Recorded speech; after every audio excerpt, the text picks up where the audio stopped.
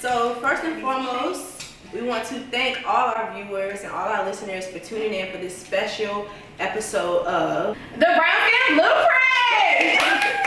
The gifts I want to give. One more time. The gifts I want to give. The gifts I want to give. We are here with these beautiful ladies today. Well, first, let me introduce myself. If you haven't been kicking it with us on the Brown Skin Blueprint and you are new here, I'm Shawana Ward. I am Brittany Williams. And we are the host of the Brown Skin Blueprint. And now we just want to give the floor to our special guests so that they can introduce themselves. We're going to start with the quietest in the room. Down here. Hi, my name is Latasha. I'm Jaquel. I'm Kiki. And I'm Nikki. And yes, we are here to give our gifts to things that we wish people would have said to us when we were younger, nuggets we can pass down to other young women growing up who may be tuned in or who just may come across this video. I feel like the group of women here are just full of gems, full of experience, and share a love and compassion for people as we do. So I am extremely honored that you guys accepted to be here, and I'm ready to get it started. Y'all ready? I'm ready. So, we're gonna get into it. We have a few topics that we're gonna touch on today. The first question that we have for you all is, y'all got so quiet. I know. Oh my God. So this is in the area of relationships, not intimate, but about friendships. The first question we have for you guys is, in what ways have you had to improve on being a friend? Because, well, Brittany, I feel like you give a good spiel on how we always feel like we're just doing our part, because in our heads, like, oh, we're trying to help or whatever, but sometimes we be like bugging. So can you kind of explain clarify the question? So I think that women in particular, we are notorious for thinking that we are just phenomenal lovers, friends, mothers, any category we have. We are phenomenal in all areas, and you better not tell me otherwise. However, we all experience things that show us like, oh, no, I'm not. So when it has come to friendships that you have had, glad you got rid of, what were some things that you kind of realized was like an error on your part or something you probably should have did different during the friendship? I'll go first. Okay.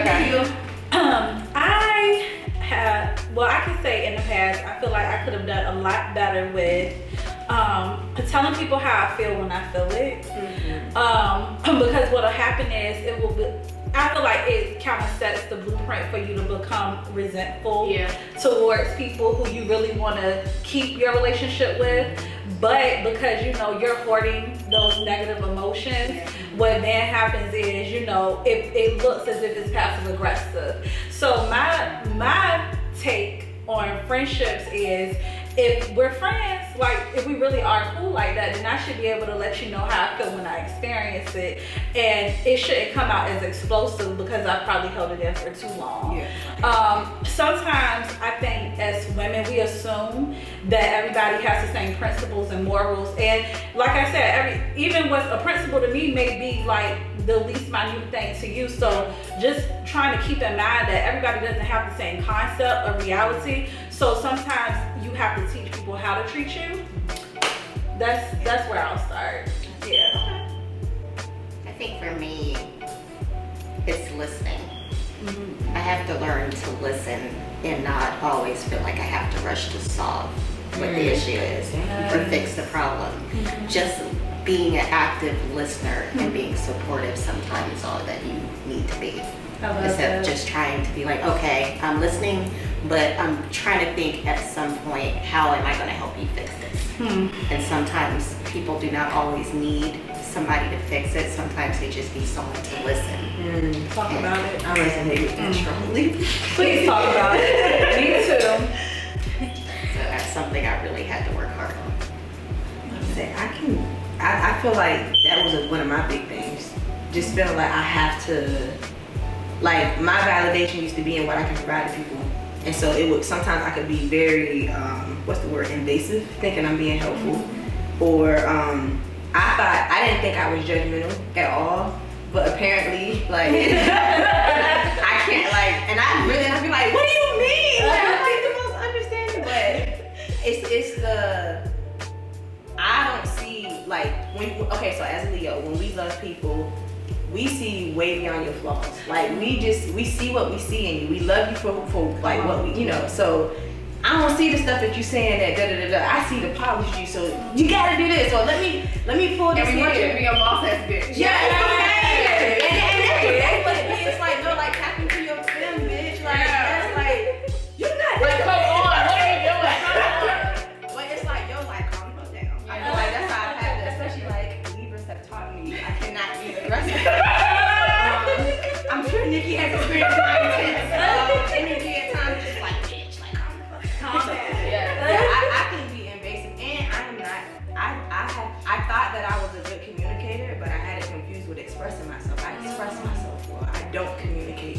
I did not used to communicate as well as I thought I did. Like, I'm not the best communicator. Okay. So I sucked in the area, and I feel like I always have to kind of, what's the word I'm looking for? Not mend, but I find myself having to do corrective action in my friendships often because of how I communicate. Like, it's just, the consistency not always there. So you That part. I can relate. Three people. I can relate. So that's my speech. I would say for me, mine is just being supportive and just always listening. That I never really sit back and analyze what they're telling me, because half the time they'll go through that stuff and it's like, if you would have analyzed what they were saying instead of just listening and being supportive, you would have helped them avoid the whole situation. Yeah, you were listening and you were there, but it's like, she was like, no, maybe we shouldn't be, kind of like redirect the situation, and the whole situation been avoided. So just me, not saying there's a bad, it's a double-edged sword. So the two Tauruses need to talk. Yeah.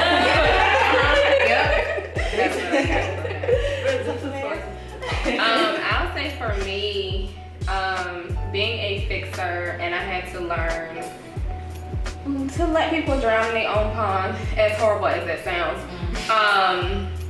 I literally see train wrecks before the train is on the track. So my initial thought is to always, how do I prevent this person from this train wreck? And a lot of times that's not my place to do that.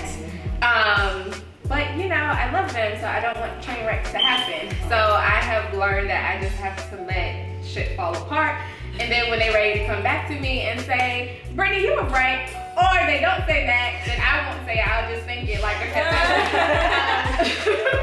but I'll just let stuff happen now instead of trying to run and prevent and be frustrated because you're not listening to me. So I just let people be themselves, and then if you want to go over there and touch the fire, go ahead. I just usually wait for you to come back over here. So yeah, not overstepping my boundaries. Yeah. I agree with Brittany on that one, because I can see my friends going down the wrong path, and I be like, no, please. I want to rescue you. And I be like, but they're grown. I gotta let them go. I gotta let them do what they want to do. And I be like, I'm trying not to judge them. I'm trying not to speak my mind. So like, just put them boundaries up. Let them go out. They'll come back when it's time. Yeah, it's hard. They always do. They do. You made me think about something else that I struggle with. Like you said, like not judging them because of what they're choosing. Yeah. Because I feel like in the past, if I felt like I've been trying to save you from this for so long, and then you still keep choosing it, it's like I shouldn't, like, it's almost like I put this shield in between us. I still stay there. And it's like, don't come over here.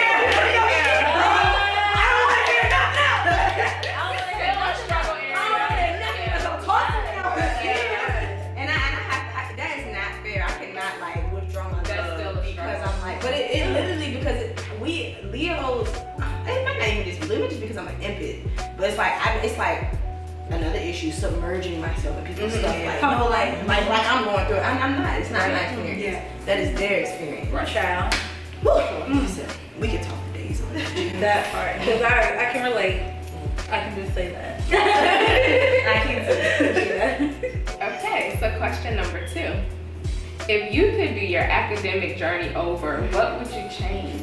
I'm gonna go first on that. And it don't have to be like, cause if like whatever you chose, like even throughout high school, like your decision to not go to school or go to school, it don't have to be like you went to school. But for me, it's a few things. I wish I would have went further away from home. Because I think being closer to this area, I went to school in Harrisonburg, which is like the western part of Virginia, like in the mountains. But I kind of felt like I did so I was away from home, but not too far away from home. And I think I would have had a different experience if I would have went further away.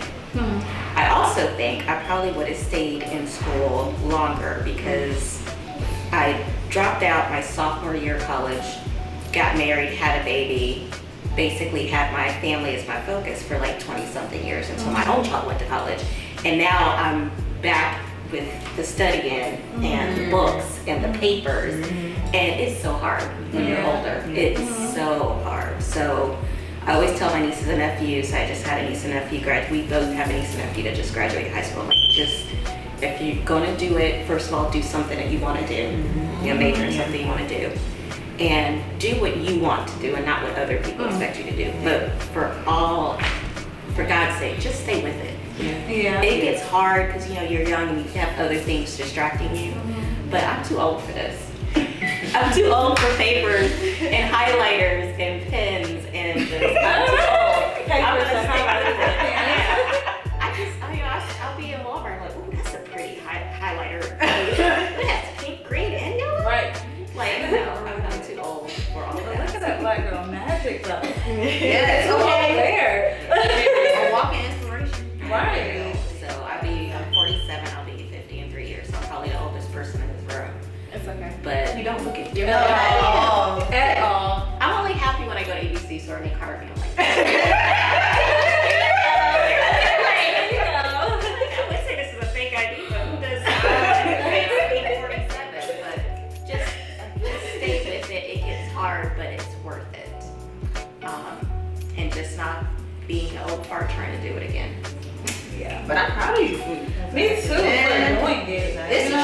it's a struggle. I feel like regardless of age, anytime you got to take a break and go back, it's just hard. It is. Because I had to do it. I didn't graduate on time. I had a baby too. Like when you gotta take breaks and go back, it's like you get out of the groove and it's just so hard.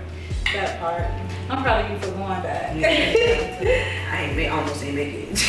That part. I don't have a major regret. Because I went straight through because I had an older person tell me if you don't go back, you're never gonna go back. So I'm grateful for that part. I just wish somebody really would have said, no, Brittany, you love writing poetry. You don't need to major in that. You need to major in communications or journalism. Yeah. So I just wish somebody would have been paying attention enough to tell me that. Yeah. So yeah. Okay. I'm gonna go ahead and answer this question. I got like 3 things to say. I'll make it as short as possible. Come on, Jay. Come on. Because we're giving gifts to younger Yes. people. If at 18, 19, 20, 21, when I first started at NSU, I would have told the younger Jaquil, and I'm telling the younger generation, please do not get caught up in relationships to a point where relationships come before your grind and your education. It was a very long road. Oh God. Why? Y'all don't try to do this. Okay, I had to learn the hard way because I got in a relationship my senior year of school and literally I dropped out. And not only did I drop out, now I'm an open book. I'm gonna let y'all know I filed a bankruptcy. It was like I went from expecting to graduate to like dropping out of school because I flunked out because I did not know myself at all, so I was just so not focused. And that relationship, I hate to say that relationship because I'm gonna take responsibility. I did not allow myself to stay focused. I learned from it. I'm grateful that I learned from it. But if I could tell 21-year-old Jaquil, I would have been like, girl, It's just some penis. It'll be others. You'll be okay. Somebody should have told me. I'm sorry. Like, seriously, I'm just being honest. I'm just being serious. I wish, like, you know, I would have listened. However, you know, a year or two later, I was able to get it together. Okay. Brittany, I wish my mom wouldn't have said, Jaquil, I don't think that journalism is a good idea because I wanted to write my dream. I thought I was going to be living in Brooklyn in a brownstone writing for Ebony magazine. Come on. I know that. I'm telling you, I'm not supposed to be here. But I'm here, and I see why God did it because looking back, you know, the whole story Sundays wouldn't have been. Right. Because the reality of the situation is that's a mental health podcast. Right. So somehow, some way, it's coming full circle. Yeah. You know, lastly, I wish I would have told myself you really didn't want to get in this PhD program. You were trying to prove something to yourself to other people. You don't got nothing else to prove. I hate it. It's not for me. I'm done with this, and I honestly don't want to get this PhD anymore. I just really want to focus on podcasting, and I want to focus on my social life. So, unpopular opinion, PhD is a good thing to do, but it's just not the good thing for Jaquil. So, yeah, speak your truth. That's how I feel. Thank you for your role. I appreciate it so much. I'm gonna piggyback off of Jaquil because I felt like when I went in, I had my mind made up on what I wanted to do, but I too got in a relationship and got unmotivated, and I wish I would have had somebody to explain to me about research. I knew nothing about the college life at all. Like, I didn't know the difference between, I didn't know what HBCU, I didn't know anything. And so I just went off of, like, I knew where Howard was, I knew where ODU was, I knew where Hampton was. Didn't even apply to Howard because I was like, I don't want to get a rejection letter. And I probably would have got in. So I applied to Hampton and ODU. I refused to go to NSU because I was like, my grandma went there, my mom went there, I'm not going there. And we gotta switch it up. So I'm gonna go to ODU. But I just wish somebody would have gave me a good college educate me on what it even means to take that journey, because in my head, I knew nobody in my family went or finished. When my mom went, when she started, she didn't get past like her first semester. So it was like, I knew I needed to break that generational curse. I knew I needed to go to a good school, and I knew I loved to write. So I went for English journalism versus communications.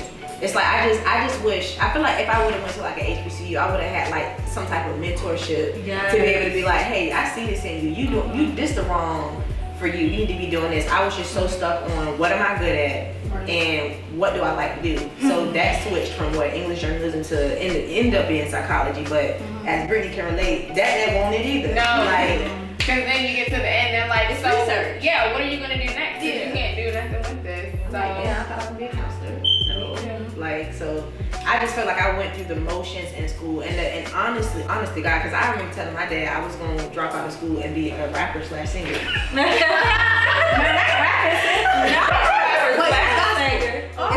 giving God. okay, It's giving God.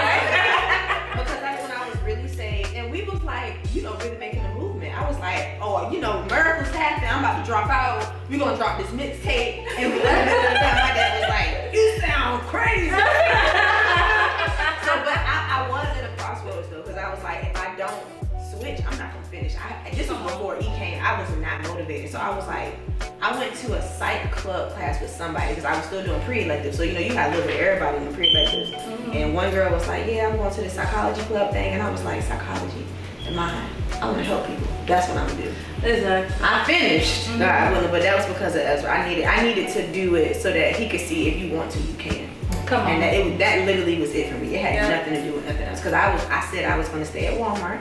I was going to work my way up. I was going to be a cashier in CSM. Then I was going to take tests and try to do HR. I was going to go to school for them. I had a whole plan. I was going to go to the college. Right, you always got a plan.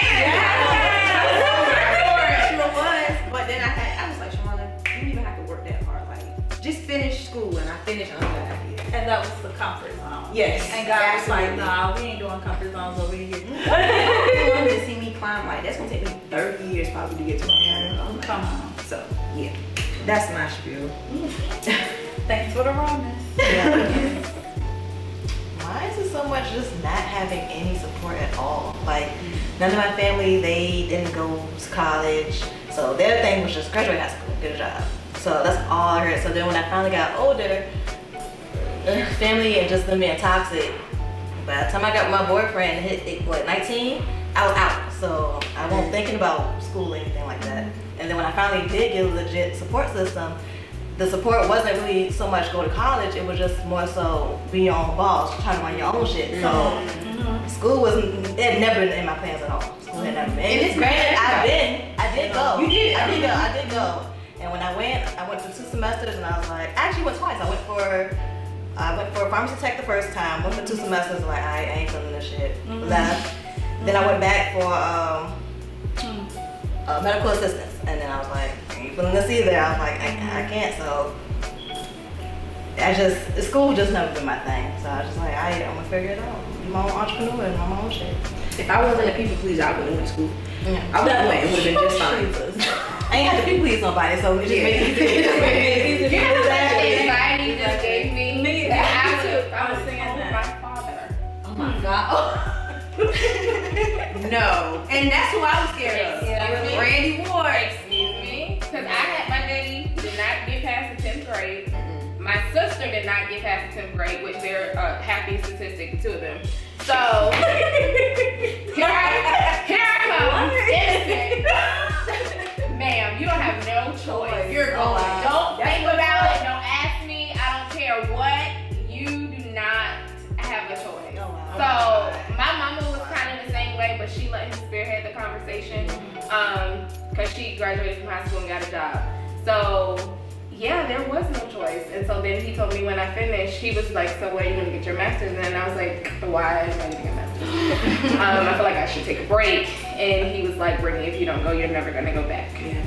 So our compromise was I'll apply to one school. They didn't let me in. So then I ended up getting my master's. But yes, the people pleaser in me, and I had to make my father proud. I never had that thought that I was not going. I damn sure wasn't saying that to him. So yeah.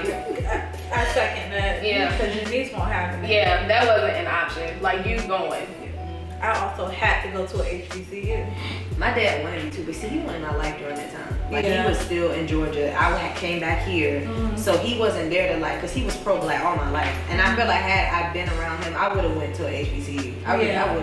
I should have just, I got into Hampton, but they sent me my acceptance letter in August when I was getting ready to go move into the dorm at ODU. So it was like, I'm fixated. I was not switching schools. Exactly. Yeah. Okay, but. Okay. I would say listening to myself and doing what I know is best for me instead of listening to everybody else. That part. Because I was convinced my senior year to move off campus by my mom and dad. Move off campus, get a place with my boyfriend, you'll be fine. Oh man. I live 30 minutes away in Hampton. Oh my God. ODU. Me and my roommates have found a place. I was like, it's perfect. It was still on campus. She got here. She didn't like the house. You can't live here. I was paying for it. Yeah. You can't live here. How did you and so-and-so say y'all was gonna get a place for? I was like, no, after I graduate, considering it, but not now. I don't like this. You should go do that. Worst decision ever. Come on. So basically, I didn't finish school. Oh wow. Off of that. Okay. Oh wow. Because I ain't no getting pregnant. And that was the senior year, right? Senior year. Well, oh my God. You I was still trying to drive back and forth to make it in the North. That's a lot. I was taking class. She was 7 o'clock at night. I was trying. She kept one because even after you had Rennie, you was still Yeah, on I was still school for a while. trying. She was. But it was a lot. It was too She was much. working full time. It was a lot. Oh, child. So what's the thing? The common thing that everybody said was they wish they would have just listened to themselves. The family, like, so that's what we would be telling our people, like, listen to you, your day, what you want to do. Because you're the one who got to pay it back. Let's believe that too. Let's be clear. Let's be honest. They ain't paying for this degree. Let's I'm be paying for clear. this degree.